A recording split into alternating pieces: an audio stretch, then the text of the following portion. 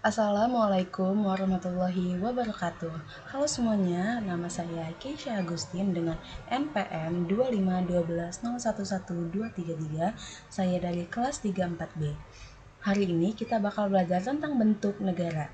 Tema ini penting banget buat kita pahami karena setiap negara di dunia punya bentuk yang berbeda-beda dalam mengatur kekuasaan dan pemerintahan. Jadi, yuk simak penjelasan sampai selesai ya. Untuk dapat menggolongkan tipe negara yang satu dengan tipe negara lainnya, maka yang dapat dilihat dari ciri-ciri pokok yang dominan dari negara yang ada. Dalam tiap fase akan ditemukan bentuk-bentuk negara, baik bentuk negara yang klasik maupun bentuk negara modern. Penggolongan bentuk klasik misalnya adalah penggolongan negara dalam bentuk monarki, aristokrasi, dan demokrasi. Penggolongan bentuk negara modern misalnya penggolongan menurut monarki dan republik. Pandangan yang lazim dikenal ada 3, yaitu yang pertama tipe negara membicarakan ciri-ciri pokok yang dominan dalam negara menurut sejarah perkembangan negara.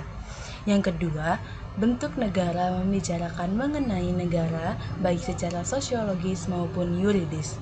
Dan yang ketiga, susunan negara adalah pembicaraan mengenai pembagian kedaulatan di antara beberapa bagian dan negara.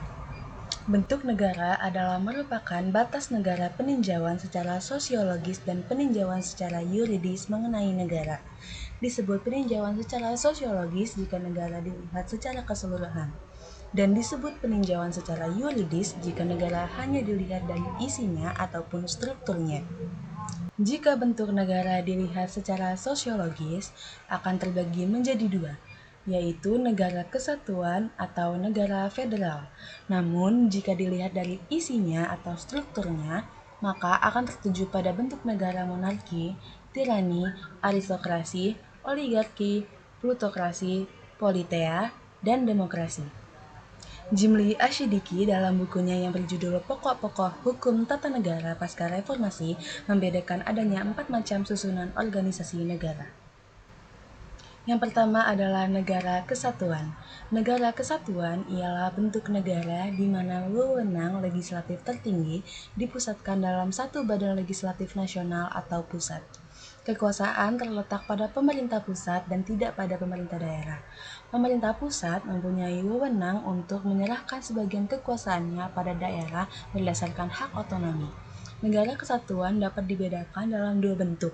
Yang pertama, negara kesatuan dengan sistem sentralisasi, dan yang kedua, negara kesatuan dengan sistem desentralisasi.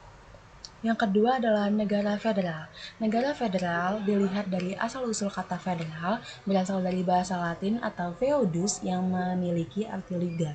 Model negara federal muncul dari asumsi dasar bahwa negara federal dibentuk oleh sejumlah negara atau wilayah independen yang sejak awal memiliki kedaulatan pada diri masing-masing negara atau wilayah. Dalam negara federal, setiap negara bagian mempunyai hak atau kebebasan melakukan tindakan, selama tidak bertentangan dengan Undang-Undang Dasar Negara Federal. Yang ketiga adalah negara konfederasi. Suatu konfederasi terdiri dari beberapa negara yang berdaulat penuh untuk mempertahankan kemerdekaan ekstern dan intern, bersatu atas dasar perjanjian internasional yang diakui dengan menyelenggarakan beberapa alat perlengkapan tersendiri yang mempunyai kekuasaan tertentu terhadap negara konfederasi, tetapi tidak terhadap warga negara-negara itu.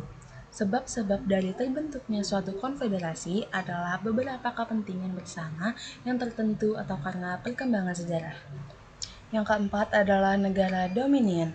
Negara dominion adalah suatu negara yang tadinya merupakan jajahan Inggris, kemudian telah merdeka dan berdaulat, yang mengakui Ratu Inggris sebagai ratunya dan sebagai lambang persatuannya.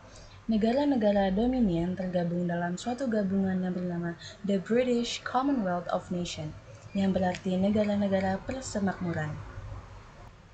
Setiap bentuk punya cara berbeda dalam mengatur kekuasaan dan hubungan antara pusat serta daerah, bahkan antara negara dengan negara lain. Indonesia sendiri menganut bentuk Negara Kesatuan Republik Indonesia atau NKRI, yang menekankan persatuan dan kesatuan bangsa di bawah satu pemerintahan. Terima kasih sudah menonton, jangan lupa like, share, dan semangat terus belajar biar makin cinta sama negara kita.